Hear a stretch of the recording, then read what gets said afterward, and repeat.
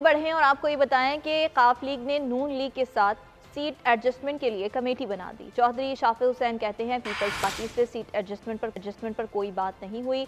आसिफ जरदारी चौधरी शुजात की खैरियत दरियाफ्त करने आए थे।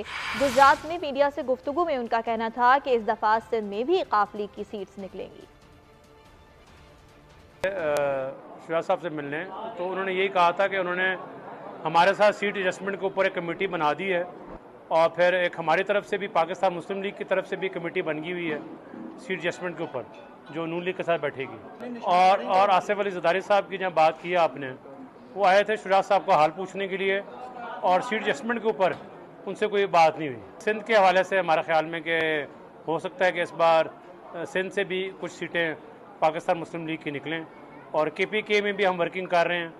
वहाँ पर इंतखाब साहब है हमारे KPK के प्रेसिडेंट और वहाँ पे भी हम कर रहे हैं।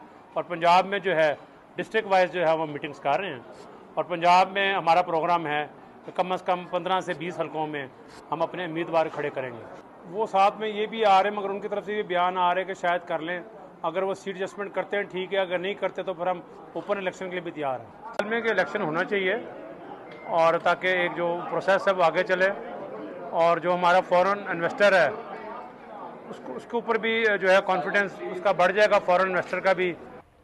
रुपया मजीद तकड़ा हो गया, डॉलर की तनज़्ज़ुली का सिलसिला जारी। इंटरबैंक में डॉलर